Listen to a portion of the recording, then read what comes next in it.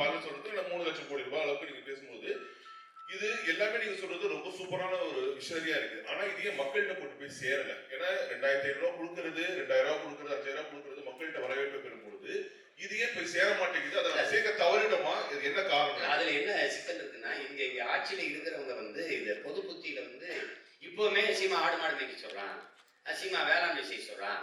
அதை உங்களுக்கு எங்க கிராமத்திலேப்பா 10 ஏக்கர் வச்சு வேளாண்மை செய்யறவங்களுக்கு பொண்ணு கொடுக்க மாட்டாங்க. மாப்பிள்ளை எங்க இருக்காருன்னா துபாயில இருக்காங்க. துபாய் மாப்பிள்ளைமாங்க, துபாய்க்கே கட்டி கொடுக்க போற மாதிரி. அது ஒரு நோய் தானே. அவன் அங்க போய் ஒட்டாங்க தான் மேய்ப்பான். இப்ப இங்க வேளாண்மை செய்யறவனுக்கு வந்து மதிப்பு இருக்காது. அப்ப அதுக்கு மதிப்பு உயர்த்தணும்னா அது அரசு பணியாகுனாதான் மதிப்பு ஏறும் உங்களுக்கு. அப்ப நீங்க அதுக்கு கவர்மெண்ட் வேலைடா, அரசாங்க வேலை அப்படின்னா என்ன பண்ணுவேன்? நீங்க வந்து நான் வந்து மருத்துவத்தை உங்களுக்கு கொடுத்துட்டேன்னா தம்பி, கல்வியை நல்லா உங்க பிள்ளைகளுக்கு கொடுத்துட்டேன்னா நீரெல்லாம் விநியோகம் பண்ணிட்டேன். இப்ப நீங்க 1000 ரூபாய் கொடுக்குறீங்க, எங்க அம்மா 30 குடுவை வாங்குற தண்ணி. ஒரு குடுவை எவ்வளவு? இந்த 1000 ரூபாய்க்கு தண்ணியே வாங்கி குடிக்க முடியாது. நான் தண்ணியை கொடுத்துறேன்றேன், தடையில்லாத மின்சாரம் தந்துறேன் குறைந்த கட்டணத்துக்கு. ஏன்னா நானே உற்பத்தி செஞ்சிடறேன்ல. அப்படிங்கும்போது உங்களுக்கு ஒரு 10,000 சம்பளம் கொடுத்தா நீங்க செலவு பண்ணிருப்பீங்களா தம்பி? எவ்வளவு பொருளாதாரம் எங்க போகுது என் குடிகளுக்குன்னா மருத்துவம், கல்விக்கு, குடிநீருக்கு தான் போகுது. அதை வந்து நான் முழுக்க குறைச்சிடுறேன். சுத்தமா இருக்கிற மறந்துரு, இது மறந்துரு, நான் தந்துடுறேன், வேற சொல்லு, அது என் பொறுப்புன்ட்டல்ல அப்படின்னு சொல்லிடுது. அரசு பொறுப்பேற்றுது. இது என்னன்னா இவங்க பொது புத்தியில இது ஒரு இழிவா பேசி பேசி ஆடு மாடு மேய்க்க சொல்றான், ஆடு மாடு மேய்க்க சொல்றான். அப்ப சாராயம் வைக்க சொல்ற, சாராயம் ஊற்றி கொடுக்குறான்ல, எம்எஸ்சி எம்ஃபில் படிச்சுட்டு தானே ஊற்றி கொடுக்குறான். உங்களுக்கு தெரியாது, தமிழ்நாடு சட்டசபையில் ஐயா எடப்பாடி முதல்வர் இருக்கும்போது 400 பேர் வாயுக்காவலர் வேலைக்கு 400 பொறியாளர்கள் நினைச்சிருந்தார். இங்க ஒரு கோட்பாடு இருக்கு தம்பி, எந்த வேலையும் செய்யலாம் இழிவல்ல, எந்த வேலையும் செய்யாமல் இருப்பதான் இழிவுன்னு ஒரு கட்டிடத்தை கொடுக்கணும். எந்த வேலையும் செய்யாமல் இருக்கிறதாண்டா இழிவு. இப்ப நீங்க தச்சு வேலைக்கு வர்றதில்லை, கம்பி கட்டுறதுக்கு வர்றதில்லை, கொத்தனார் வேலைக்கு வர்றதில்லை, எந்த வேலைக்கு நீங்க வர்றதில்லை. ஆனா இதையெல்லாம் தான் அப்படியே போய் வெளிநாடுகளை செய்யும்.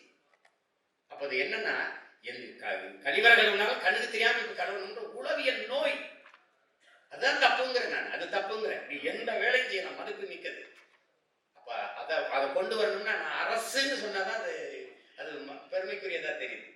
அப்ப நான் வரும்போது ஒரு தடவை பண்ணி காட்சிட்டேன்னா சரிதான். மக்களுக்குள்ள அதான் சொன்ன ஒரு விழிப்புணர்வு வரணும். இப்ப இலவசத்துல இழக்கிறாங்க. இந்த பணத்தை எங்க இருந்து? 5000 ரூபாய் 6800 கோடி முதலீடு பண்ணிருக்கு.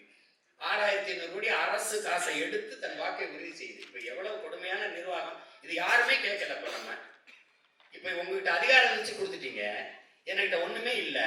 இது எப்படி ஜனநாயகத்துல சம வாய்ப்பு சம உரிமை நீங்க சொல்றீங்க? நீங்களும் தேர்தலை சந்திக்கிறீங்க, நானும் தேர்தலை சந்திக்கிறேன். இது எப்படி சம வாய்ப்பா இருக்கு? உங்ககிட்ட அதிகாரத்தையும் டப்புனு காசு எடுத்து கொடுத்துட்டீங்க. ஒரே நாள்ல 1,31,00,000 வங்கி கணக்குல போட்டீங்க. இப்ப நான் என்ன செய்யலாம்? எப்படி இது?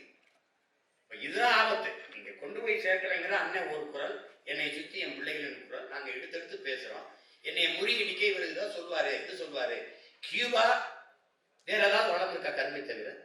இல்லை. நார்வே, டென்மார்க்ல மாடு தவிர ஏதாவது வளம் இருக்கா? பிரேசில் கரும்பு, பசு அது தவிர வேற வளம் இருக்கா? அந்த நாடெல்லாம் தற்சார்பு அடையலையா? அப்போ ஒரு வளத்தை வச்சு ஒரு நாடு சிறந்த கட்டமைப்புகள் இருக்கும்போது இவ்வளவு நிலமும் வளமும் வச்சு மனித ஆற்றலை வச்சு ஏன் நாடு ஏன் வறுமையில் இருக்கு? என் நாடு ஏன் இலவசத்துக்கு இருக்கு? எனக்கு எல்லாம் இருக்கு, எல்லாம் இருக்கு. நான் ஏன் கையேந்தணும் சாப்பாட்டுக்கு, இலவசத்துக்கு? இப்ப அது வந்து அந்த அருமை புரியாது. நீங்க சொன்ன தம்பி, அண்ணன் உங்களுக்கு சொல்றேன், பெட்டி கடைக்கு போனீங்கன்னா வாழைப்பழம் அப்படி தொங்கும், இப்படி வாழைக்காய் இப்படி தொங்கும். அது தலைகளாக நிற்கும், தவம் இருக்கும். என்னை சாப்பிட்டுட்டே, நான் நல்லவன்டாட்டே, உனக்கு நல்லதுடாட்டே, என்னை சாப்பிட்றான்னு அதை கவனிக்க மாட்டான். உள்ள வச்சிருப்பான் சிகரெட்டு, பான்பராக்கு, அதை வாங்கிட்டு குடிச்சிட்டு போவான். இப்போ ரொம்ப நாளாக நான் தலைகளாக தொங்குறேன், இந்த வாழைப்பழம் மாதிரி. அதை ஏற்று பார்க்கல. இதைத்தான் ஐயா இறை என்று சொல்றாங்க. இந்த மக்கள் பாதரச வெளிச்சத்துல பௌர்ணமி வெளிச்சத்தை மறந்தவர்கள். இவர்கள் வண்ண வாசனை திரவியத்தின் வாசத்துல வண்ண மலர்களின் வாசத்தை மறந்தவர்கள்னு. அப்படிதான் விழிப்புணர்வற்ற சமூகத்தில் நடிப்பவனுக்கே முதலிடம் கிடைக்குங்கிறார் ஐயா. அதுக்கு சான்று சொல்றாரு. எப்படின்னா, ஒரு பள்ளிக்கூடத்துல மார்வேட போட்டி நடக்குது, சார்லி சாப்ளின் மாதிரி நடிக்கணும். முதல் பரிசு ஒரு மாணவன் இருக்கான், 2வது பரிசு ஒரு மாணவன் இருக்கான், 3வது பரிசு ஒரு ஆள் வர்றாரு. அது உண்மையிலே சார்லி சாப்ளினுக்கு 3வது பரிசு. பாத்தீங்கன்னா அவரை மாதிரி நடிச்சவன் முதல் பரிசு, அவருக்கு 3வது பரிசு. அப்ப நடிப்பவனுக்கே முதலிடம் கிடைக்கும் விழிப்புணர்வற்ற சமூகத்தில் எழுதுறாங்க ஐயா, எழுதிருக்காரு. அது மாதிரி அவர் அதுக்கு நிறைய சான்று சொல்றாரு. ஒரு பண்ணி மாதிரி ஒருத்தன் கத்துறான், சின்ன வயசு பண்ணி, பெரிய வயசு பண்ணி, நடு வயசு பண்ணி மாதிரி நல்லா கத்துறான். அவனுக்கு தெருவுன்னு கத்தும்போது நிறைய காசு வருது, அதை வச்சே சாப்பிட்டுக்கிட்டு இருக்கான். ஒரு நாள் என்ன மாதிரி ஒருத்தன் வரான், டேய் உன்னை விட அருமையா நான் கத்துண்டான்னு கத்துனோன்னு கத்து காட்டுறேன் போட்டி இந்த மாதிரி மேடையில எல்லாம் உட்காந்துக்காம மாதிரி நான் கத்துறேன், இவன் போலி அவன் தான் நல்லா கத்துறான், ரொம்ப நாளா கத்திக்கிட்டு இருக்கவனுக்கு தான் ஆதரவு அதிகமா இருக்கு. கடைசியா ஒரு நாய் நீ பாட்ட அப்படின்னு ஒரு சாக்கு, ஒரு கோழி சாக்கு போட்டு முன்னிட்டு இருந்தா உண்மையிலே ஒரு பண்ணி படுத்துருக்கு. அதுதான் இவன் நேரம் கத்துச்சு. அப்ப இவன் சொல்றாரு, டேய் உண்மையான பன்னியின் சத்தத்தை இந்த போலியை கேட்டு கேட்டு கேட்டு மறந்துட்டீங்களடா, நான் இவன் நேரம் நான் கத்துறாரு அந்த பண்ணி தான்டா கத்துச்சு. அப்படி இந்த போலியை கேட்டு கேட்டு இந்த உண்மையை மக்கள் ரொம்ப நாளா மறந்துட்டாங்க. அது உங்களை மாதிரி உள்ளவங்க நீங்க தான் இந்த அறிவு தளத்துல கடத்தி கொஞ்சம் கவனிங்க, அந்த ஆள் எதுவும் சொல்லிட்டு இருக்காங்க ரொம்ப நாளா சொல்றாங்க பாருங்க, ஏன்னா உண்மையிலேயே தலை சிறந்த நாடா நம்மளால மாற்ற முடியும். அது ஒரு பெரிய வேலை இல்லை. அவரவர் வாழ்விடத்துல நீங்க ஒரு சணல்னு ஒண்ணு இருக்கு, ஹெம்ப்னு ஒரு செடி சணல், அதுல இருந்து நான் எவ்வளவு நம்ம மேம்பட முடியும் பொருளாதாரத்திலே, கார் தயாரிச்சுக்கலாம், பெட்ரோல் தயாரிச்சுக்கலாம், செங்கல் அதில் எடுத்துக்கலாம், மழை பெய்ய இருக்க வேண்டியதுல எல்லாமே அதை தயாரிக்க முடியும். அதை வளர்க்கறதுல என்ன உணவு பிரச்சனைன்னு அதுதானே உங்களுக்கு. அப்ப அது சொல்றதை இப்ப நீங்க சொல்ல முடியலன்னா நம்ம இவர் இதெல்லாம் சாத்தியமாங்க அப்படின்னு போறதாங்க.